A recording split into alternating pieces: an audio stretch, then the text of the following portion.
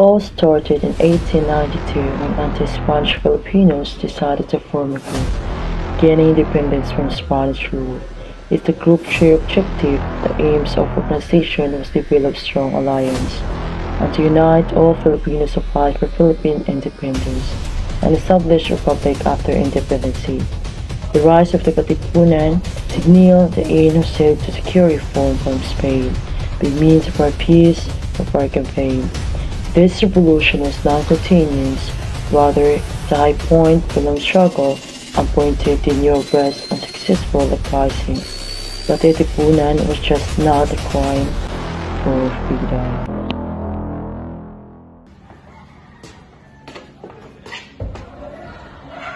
Asan naman si Andres? Bakit ang dagal na Andres? Kaya nga, kailangan pa tayo mag-usapan.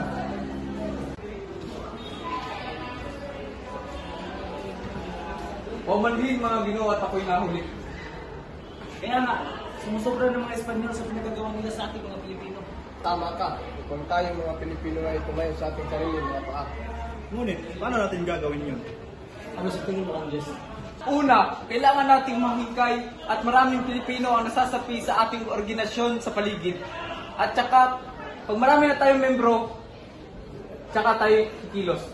Ngunit paano natin maghihikayat na tapat ang ibang Pilipino sa gobyerno ng Espanyol? Ngunit, marami pa rin mga Pilipino ang gustong lumaban at lumayo mula sa kamay ng mga Espanyol. Tama ka!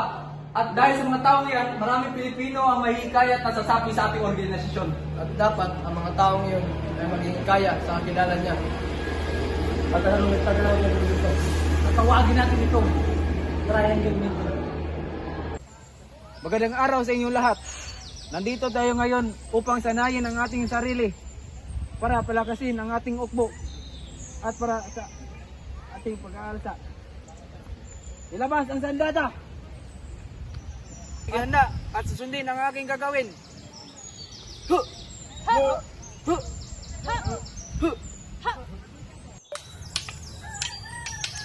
Sila kakaunti na lamang ang ating miyembro. Paano tayo lalaban kung kakaunti na lamang tayo? Ano ang gusto mo, Andres?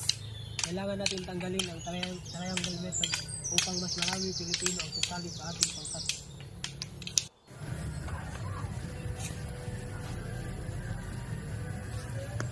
Salamat, senyor. Andres Bonifacio po, nagpundo. Kumusta ka, Andres? Bakit sa inyong dalawang nobela ang himagsikan ay hindi nagtatagumpay? Alam mo, Andres, hindi patalim o pistol ang tungo sa kalayaan.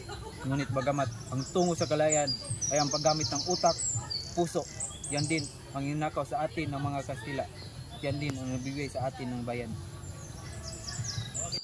Ako ang inyong lingkod, Andres Bonifacio. Masaya ako sa inyong pasya na makilahok sa pakikipaglaban para sa kalayaan ng ating bayan. Narito sina Emilio Jacinto at Marcelo del Pilar upang pangunahan ang pagsanib sa ating katipunan. Muli, maligayang pagdating. Mabuhay ang Katipunan! Mabuhay! Mabuhay ang Supremo! Mabuhay! Aking kapatid, ba't nakasubog ka? Nais lamang kitang bigyan ng babala. Anong babala naman ng aking kapatid? Di biro ang mga narinig kong plano ng revolusyon. Kailangan mag-ingat tayo. Mio, paano mo nalaman tungkol sa revolusyon? Dahil isa ako sa mga pangkat na magre-revolusyon, oras na para tulungan ang pag-aalipin ng mga Kastila. Kailangan ito malaman ni General. Tawagin ang ibang gwardya, kasama ang membro ng organisasyon. Hulihin si Rizal. Narinig niyo ba ako? Si General. Ang kinabukasan ng mga susunod na henerasyon ay bahagi ng ating responsibilidad. Tayong mga nauna, tayo ang may lakas. Tayo ang may kakayahang lumaban. Tayo lamang ang makapagbibigay ng kalayaan na narapat para sa kanila. Bilang ama ng Katipunan, ipinapaubaya ko na sa iyo ang desisyon na gawin kung ano ang sa tingin mo ang nararapat.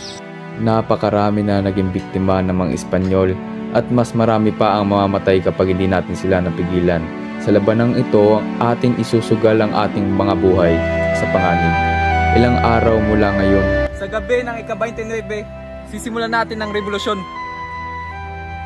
Ilabas nyo ang inyong sedula Pagmasdan nyo ang munting papel na umaalipin sa atin. Katipunan, kailangan nating wakasan ng ilang daang taon ng pananakop sa atin ng Espanyol. Ang kanilang armas at mga kanyon, lalaban tayo! Laban! Dahil tayo ang anak ng bayan, itas ninyo ang inyong mga sedula. Punitin! Mabuhay ang Katipunan! Mabuhay! Mabuhay ang revolusyon! Mabuhay! Mabuhay si Supremo! Mabuhay!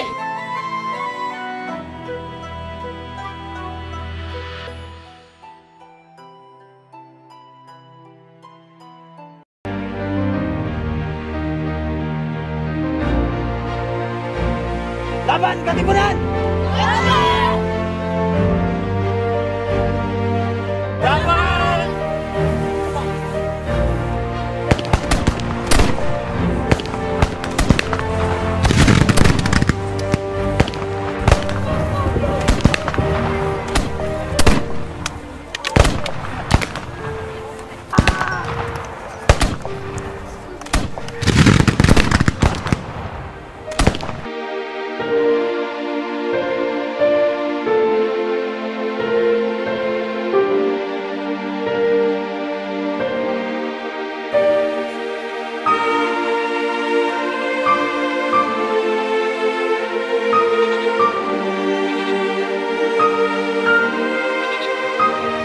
Ako si Andres Bonifacio, ama ng Himagsikan, kilala bilang Supremo, at ito ang aking kwento sa pakikipaglaban sa kalayaan ng ating inang bayan. Bata pa lamang ako ay ulila na sa aking mga magulang, kung kaya napilitan ako huminto sa pag-aaral upang matuloy ang aking mga buhay natin. Sa murang edad, natuto akong lumaban sa hirap ng buhay. Pagbebenta ng paston at pamaypay ang aking ikinabubuhay.